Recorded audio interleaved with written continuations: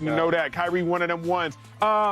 Shady, here's why I think it's so damning, first and foremost. If you think about last year's NBA Finals, the Mavericks that we're in, starting lineup, Kyrie Irving, he's now done for the season. Luka Doncic, he now plays for the Lakers. Derrick Jones Jr., he now plays for the Clippers. P.J. Washington, he's been dealing with injuries right now, has his ankle sprain. And Gafford, he's out right now with an MCL sprain. The starting lineup for the Mavs last year, the starting lineup right now, totally different. What can change in a year? Also, here's why I think it's most devastating.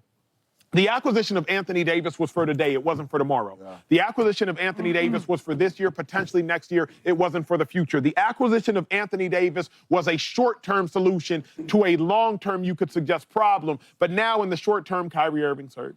In the short term, Anthony Davis is hurt. In the short term, Gafford, he's hurt. In the short term, P.J. Washington, even when he's healthy, he's still battling injuries. So the solution you got for Anthony Davis, which was Anthony Davis, to solve right now, can't even help right now because Kyrie Irving will be out more than likely at least into the start of next season. So I think it is about as bad as it could go for the Dallas Mavericks, and they sure could use Luka right now. But Shady McCoy, what do you suggest? I mean, it's tough. I mean, you move on from Luka, and you think that you got a superstar in Kyrie Irving. You think him and AD together could do some damage, right? We always try to, nowadays, you try to compare these superstars. If it's three of them, it's two of them, right, with a good roster around them, with some shooting, some good defense, and then a lot of these guys are injured. How can you? You know, right now, they're down to their last big, you know, and Kyrie Irving is, you talking about a guy that's averaging about 25, 26 points a game, something like that? 24 points. And now he's gone. So, first of all, prayers to Kyrie Irving, man. I love Kyrie. You know, he's one of the guys I've always followed, man, and it just sucks because he makes this play 1,000 times, right? Off balance, weird angles, and he never gets hurt. So this is how the game works sometimes. Yeah, he's arguably one of the best point guards in the NBA. And I'm going to take the opinion of like a Dallas native and a Dallas fan. Like when we traded Luka away, I'm like, oh my gosh, Nico Harrison, what are you doing? And you trade for Anthony Davis. Anthony Davis has seen the floor for about 31 minutes before he got hurt. And like you said, you lose their starting center, Daniel Gafford. Derek Lively's out. Now you lost Kyrie. And now the Mavericks are trying to raise season prices. I saw that. And so now you lose the best point guard in the NBA to a knee injury. Like all this stuff as a Dallas native, and you're a Mavericks fan, you're like, well, shoot, everything that we thought was going to happen is out the door. Nico Harrison, what are you doing? They're raising prices. Star players are getting hurt. You're trading a star player away. It's unfortunate because he's played 14 seasons. He's 32, 33 years old.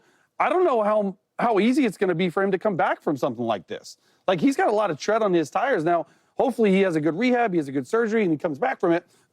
But it's not just some normal thing to come back from this at this age when you've had this much tread on your tires. So hopefully he's okay. Hopefully he has a good surgery. But just coming from a Dallas native, man, this sucks. Yeah, it sucks for Kyrie, you know.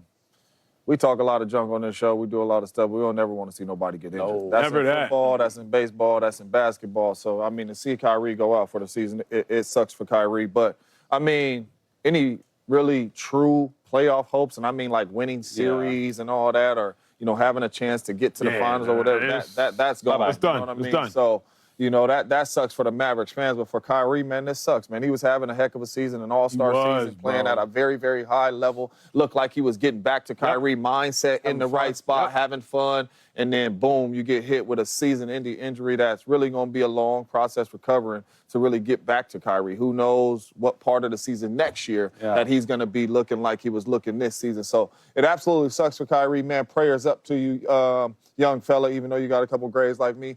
Prayers up to you, young fella, man. Hope you get back soon. That was tough. That one is tough. Hey, when we return, we're going around the facility. What's the Warriors' ceiling? They look good as of late. Let's talk about it. Does it make sense for Cooper Kupp to partner up with the Cowboys? No, I don't like it. I don't like it at all. You know, sometimes at the receiver position, it's perfect matches, right? Yep. CeeDee Lamb spends a lot of time in the slot. A lot of time in the slot. 90% of the time he's in the slot. Cooper Kupp, where does he like to live? Slot. In the slot. So it's really not a good combination. Now, a T. Higgins, a Devontae Adams on the other side of CeeDee Lamb, that makes more sense because those are outside guys to be able to work out there. I would love to see Cooper Kupp go somewhere else. Maybe the Niners, now that Debo Samuel's there, get with Kyle Shanahan, work the middle of the football field. But the Cowboys does not make sense to me because they do a lot of similar. Let me ask you this. Cooper Kupp would solve the Cowboys' dilemma as number 2. Brandon Cooks had 6 consecutive 1,000-yard seasons before joining Dak Prescott. That match has not been made in heaven. Cooper Kupp does seem to solve the dilemma that the Cowboys desperately need a number 2 wide receiver, though. Yeah.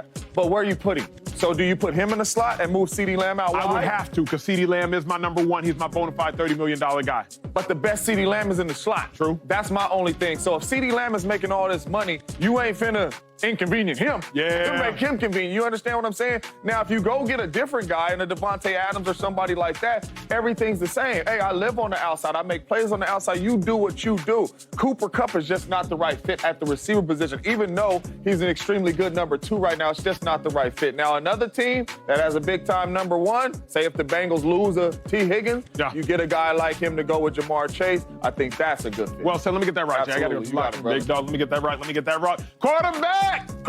Let's talk quarterbacks. Let me turn this down real quick. Turn it down for now. Turn it down for now. I just want to talk to my dog.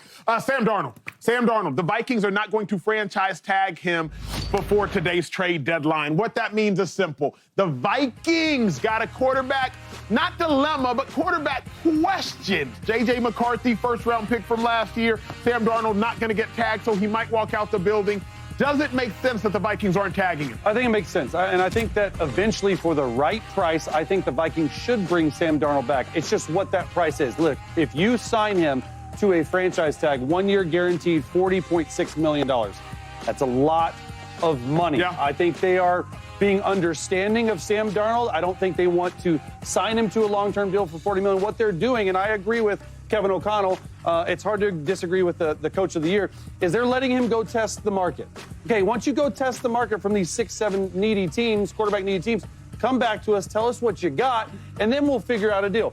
I think that it's somewhere along the Baker Mayfield deal. Look, Kevin O'Connell is rolling the dice a little bit. Now, they did it with Kirk Cousins, right? Kirk Cousins was able to leave, and they replaced him with $10 million last year, and that got you 4,300 yards and 35 touchdowns in the last 25 years. I just want to make sure that this production is understood. The last 25 years, no team has ever let a quarterback walk after 4,300 yards and 35 touchdowns. So there are some answers, right?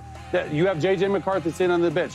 Can you go out there and can you get another $10 million Sam Darnold? I don't think so. Personally, when it comes down to it, I think Sam Darnold's best option, regardless of money, is back in Minnesota with KOC. But if you're Sam Darnold, it comes down to money. The game of football, you don't just play it for free. If you're Sam Darnold, Daniel Jones, he had 1 good season. He got 2 years, $40 million. $40 million a year. Yeah. Baker Mayfield, that's guaranteed. Baker Mayfield, he had 1 good season in Tampa, and he got a 3-year, $100 million deal. So if you're Sam Darnold and his representatives, the precedent has been set. Daniel Jones was bad. He had 1 good year. He had 80 guaranteed. 4 years, 160. Baker Mayfield historically was bad. He had 1 good year. He got $100 million. I've been bad. I had 1 year deal, 1 good year, and y'all talking about 25, 30? No, absolutely not. I want to see my 100 like Daniel did, like Baker did. Yeah, That's I mean, the name of the game for me is winning and being able to make your money as quarterback. This is his first true real payday, and he could break the bank with it. He can get something like $80, $90 million guaranteed. We saw Nick Foles get $80 million. 88. There you go. So it's similar to that. My thing is the fit for Sam Darnold. Are you good enough and are you confident enough to leave the Minnesota Vikings with the best receiver in football and one of the best play callers in football and go to the Raiders where it's a little unknown with Chip Kelly, where you don't have those playmakers other than Brock Bowers, or go to the Tennessee Titans, or go to the Browns, or go to the, you're probably not going back to the Jets. But you know what I mean? So those are the questions you have to ask yourself. I would probably go bet on myself, take the money. It just depends on what the market is. I'm confident enough to